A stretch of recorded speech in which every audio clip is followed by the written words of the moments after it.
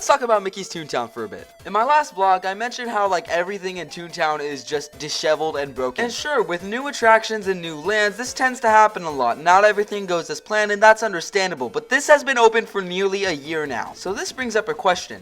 Was Mickey's Toontown rushed? Before we get into that though, I ask if you could please subscribe, as I'm a very small channel and it helps me out a lot. It's also free and you can back out whenever you want. And hey, maybe ring that bell while you're at it. Back to the video. The land finally reopened on March 19th of 2023, and of course I was there, which I filmed a vlog on, which you should definitely go watch. It's one of my favorite vlogs I've ever recorded. Upon opening, the only thing that was really wrong was the fact that Donald's Duck Pond still wasn't open.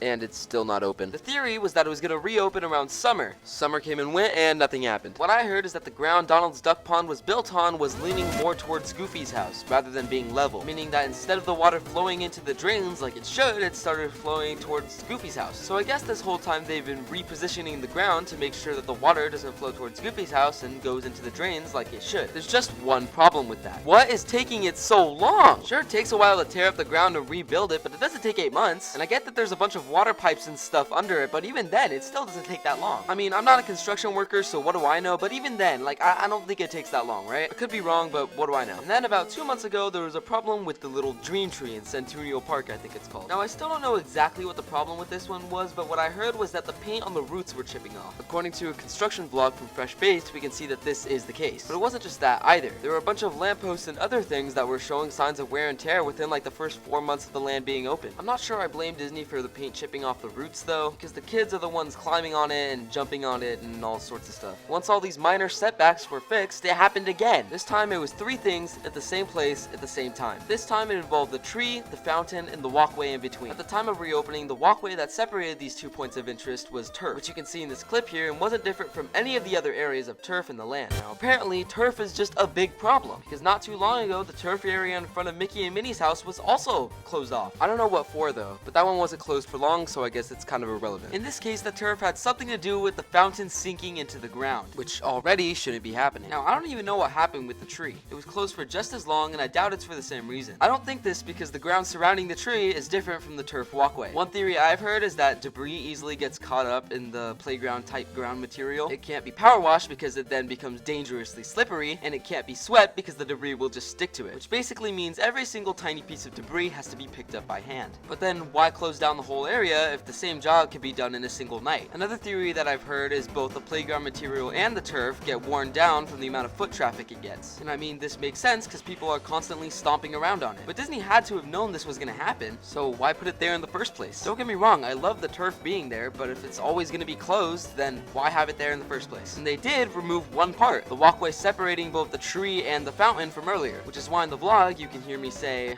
Also, there's bricks on the floor now. There's bricks on the floor. They replaced the turf with these very lovely bricks.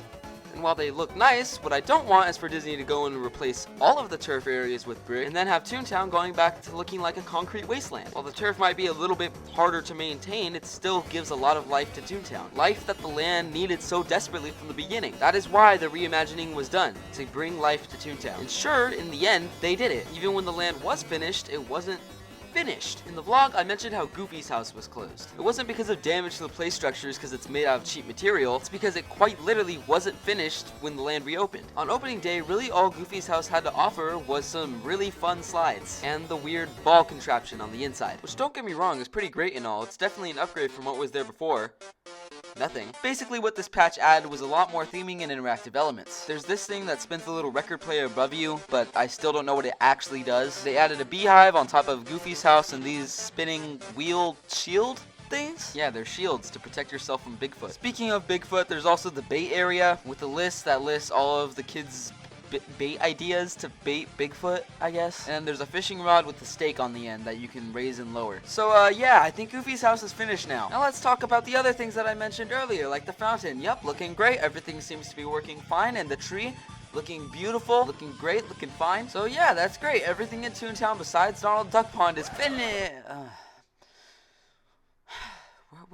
We're still not done? Now, if you were to look at the concept art for Mickey's Toontown, you would see that there's a beanstalk growing out of the building for Mickey and Minnie's Runaway Railway. And this is supposed to make the queue tie in with the exterior. It even makes an appearance in the very first concept art we got for the attraction. But when the land and the ride opened, there was no beanstalk to be found. And that's what this eyesore is. A small little detail that Disney thought no one would notice was missing. That's where they're wrong, because I sure noticed. Why did it take them 8 months to put a beanstalk? And to that question, I don't have an answer to. You have to remember that Toontown was going to open a whole week earlier than when it actually did. It was delayed because of heavy amounts of rain, which brings me back to earlier when I mentioned that the spongy playground material ground gets dangerously slippery when it's wet. And why open a land if 2 major attractions were going to be closed because of rain? Well, they're not exactly major, but like they're big points of interest. So I don't think the land was delayed because it simply wasn't finished. It was just because of the rain. And I get that some would argue, yeah, having the land open sooner than later is better, blah blah blah. And I get your point. Yeah, it's annoying to wait such a long time for a small land, but I'd rather wait longer and get a fully complete land rather than wait a shorter amount of time for a cruddy version of it. It's like releasing a terrible base game and then adding DLC to make it better. Gamers would know what I'm talking about. You don't want to get access to an unfinished game and have to wait for the full version to come out, unless you're like a leaker or data miner, but like I'm going off topic. So in reality, when Toontown opened, it was just the beta. Or you know what, maybe Imagineers intended this. As long as there's enough imagination left in the world, Mickey's Toontown will never be complete. It's funny actually, because in a way, Mickey's Toontown's reopening kind of reminds me of the opening of Disneyland. It went terrible. The park was basically incomplete. But hey,